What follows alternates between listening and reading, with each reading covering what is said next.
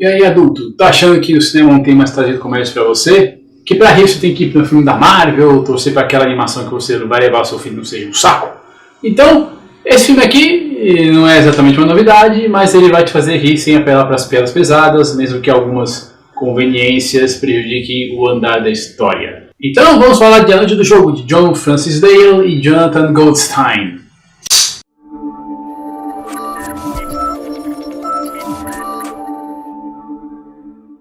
E aí, como você tá hoje? Eu sou o Thiago Lira, crítico de cinema e faz tudo do site Motivo Cinema. Espero que você já conheça meu trabalho. Se essa é a sua primeira vez por aqui, seja bem-vindo. Tem faltado mesmo uma comédia pra gente morrer de rir. Então ver uma coisa que não é lá surpreendente, mas que pelo menos consegue tirar algumas gargalhadas da gente, como A Noite do Jogo, é uma satisfação. As situações são divertidas, a interação entre os amigos e a família dos personagens provavelmente vão lembrar dos seus próprios amigos, dos seus próprios parentes e de como é divertido se reunir, não para um fim específico, tipo jogar, comer, beber, mas sim pela importância da companhia e de fortalecer laços. Essa identificação nesse cenário rodeado por situações que exageram, como as coisas podem dar errado, que é típico da comédia, é suficiente para pelo menos entreter a gente com algumas piadas cínicas, algumas outras de cunho mais sociais e outras que funcionam simplesmente pela simplicidade da piada. A gente pode começar do motivo básico para a posição agradar. Sim, ela é engraçada. Mas o que dá mais tempero pro filme são as pequenas viradas da trama, o empréstimo de elementos de outros gêneros, como o thriller, o terror.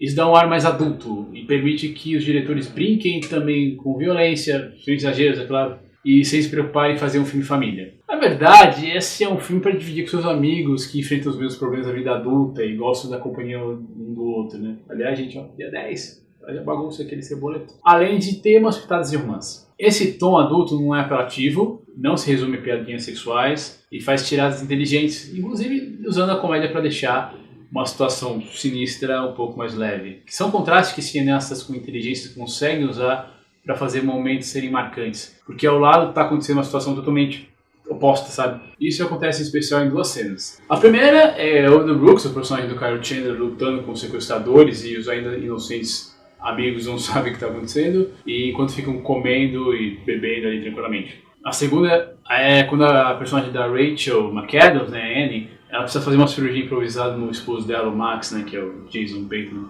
Ali os dois foram finalmente estragados por a realidade, sabe? Numa cena que tem a seriedade, tanto por causa da fotografia, que dá um tom de um ar de algo surdo ali, quebrado pelo som do brinquedo, do apito que o personagem fica mordendo por causa da dor.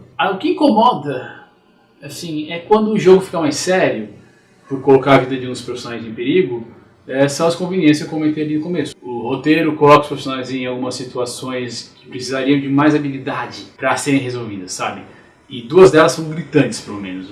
Infelizmente, por causa de um carinho especial, as duas, ou até 3 ou 4, se você contar as menores, são resolvidas de maneira bem rasa. E é muito difícil acreditar que os amigos que entram numa missão para salvar o Brooks passem tão facilmente pela casa do ricaço, que tem um certo objeto de desejo, que é praticamente uma MacGuffin, com portões abertos e um mordomo que esquece de fechar um cofre. É verdade que para resolver esses problemas deixaria o filme mais longo? Sim, é verdade.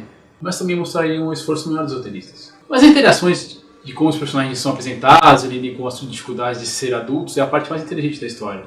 O Max e a Annie tentando encontrar um meio de ser em paz, a aparência do Brooks ser um cara legal, mas ele ser um escroto por dentro, a infidelidade que pode abalar o casamento do Kevin e da Michelle, a tentativa do Ryan de sempre querer mostrar sua superioridade masculina, ao namorar moças bem mais novas e menos inteligentes que ele, que é quebrado pela personalidade forte e marcante da Sarah. Tudo isso são peças de um mundo que rodeia a gente, sabe? Que a gente consegue identificar de algum jeito. Seja em nós mesmos, fazendo uma meia-culpa, né? Ou nas pessoas mais próximas. E são essas quebras que fazem a história ficar ainda mais interessante, sabe? Como a presença do vizinho Gary, que é um cara estranho para dizer no mínimo, que ele é um policial, ele parece ter saído, na verdade, do Hotel Bates. Ele quebra o estereótipo do vizinho suburbano e simpático, e até a casa dele parece que foi saída de um filme de suspense. O diretor de fotografia, né, o Barry Peterson, ele fecha eles ligeiramente nas bordas, sabe, para deixar um certo desconforto, como se fosse assim mais um lugar mais claustrofóbico.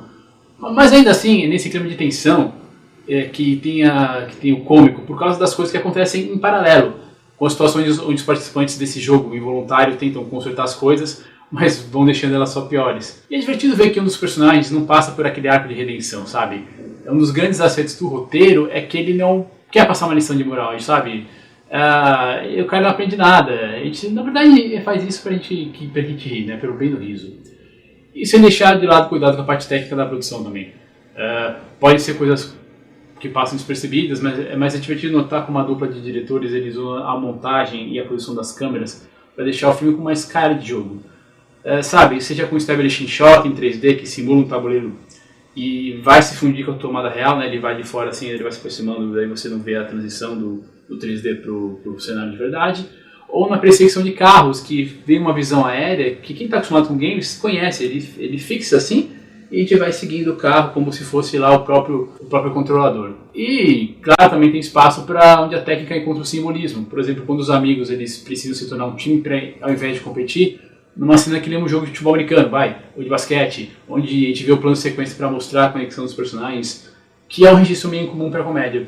E caso você não saiba o que é um plano de sequência, é o tipo de tomada que segue uma ação sem cortes. Então assistam Festim Diabólico do Hitchcock ou Arca-Russa do Sokurov, que é um filme um pouco mais profundo, para entender melhor do que eu estou falando. E, no fim das contas, se não aparece tanto no meio do filme para facilitar a vida dos personagens, a noite do jogo seria uma produção bem mais interessante.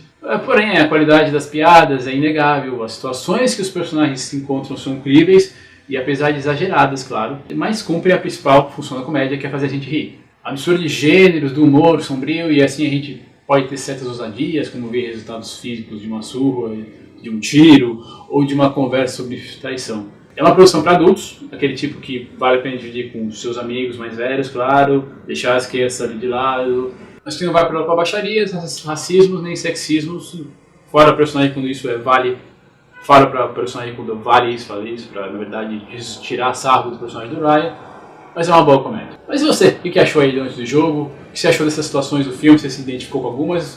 O que você achou dessa crítica? Diz aí pra mim, estou curioso para saber, então, por favor, aí na área de comentários. E se você precisar da versão em texto da crítica, sem problemas, lá no meu site, antigocinema.com, tem a versão dela um pouco diferente do que eu fiz aqui, porque aqui eu estou falando com você, estou adaptando. E lá também tem uma centena de outras críticas para você ler. E não esqueça de marcar o vídeo como gostei, compartilhar o vídeo, isso é muito importante, assina o canal para as outras críticas e entrevistas. E eu sabe, a gente se vê aqui e a gente se vê no cinema.